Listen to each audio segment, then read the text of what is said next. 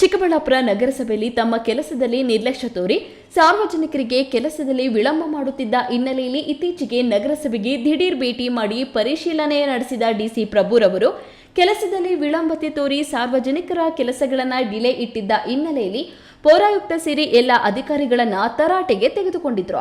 ಸಾರ್ವಜನಿಕರ ಮನೆ ನಿವೇಶನ ಖಾತೆ ಮಾಡಿಕೊಡುವಲ್ಲಿ ವಿಳಂಬ ಮಾಡಿದ್ದ ಹಿನ್ನೆಲೆಯಲ್ಲಿ ಕಚೇರಿ ಹಾಜರಾತಿಗೆ ಸಹಿ ಹಾಕಿ ಡ್ಯೂಟಿಗೆ ಚಕ್ಕರ್ ಹಾಕಿದ್ದ ಅಧಿಕಾರಿಗಳ ಪಟ್ಟಿ ಮಾಡಿದ್ರು. ಈ ಹಿನ್ನೆಲೆಯಲ್ಲಿ ನಗರಸಭೆಯಲ್ಲಿ ಬಿಲ್ ಕಲೆಕ್ಟರ್ ಆಗಿ ಕೆಲಸ ಮಾಡುತ್ತಿದ್ದ ರಾಮಂಜನಪ್ಪ ಹಾಗೂ ಶಿಡ್ಲಘಟ್ಟ ತಾಲೂಕಿನಿಂದ ಇಲ್ಲಿಗೆ ಡೆಪ್ಯುಟೇಷನ್ ಮೇಲೆ ಕೆಲಸ ಮಾಡುತ್ತಿದ್ದ ಪ್ರಥಮ ದರ್ಜೆ ಸಹಾಯಕ ಎಂ ರಾಜೇಶ್ರನ್ನ ಈ ತಕ್ಷಣದಿಂದ ಜಾರಿಗೆ ಬರುವಂತೆ ಅಮಾನತುಗೊಳಿಸಿ ಡಿಸಿ ಆದೇಶ ಹೊರಡಿಸಿದ್ದಾರೆ.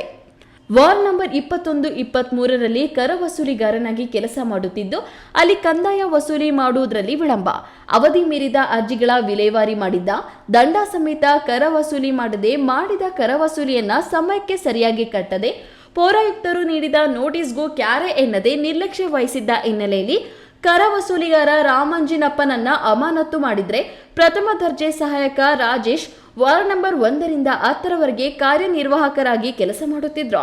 ಟಪಾಲಿನಲ್ಲಿ ರಿಸೀವ್ ಆದ ಅರ್ಜಿಗಳನ್ನು ಸಮಯಕ್ಕೆ ಸರಿಯಾಗಿ ವಿಲೆ ಮಾಡದೆ ಈ ಆಸ್ತಿ ವಿತರಣೆ ನಮೂನೆ 3 ಮತ್ತು ನಮೂನೆ 3A ವಹಿಸಿದ ನಿರ್ಲಕ್ಷ್ಯಕ್ಕೆ ಅಮಾನತು ಮಾಡಲಾಗಿದೆ.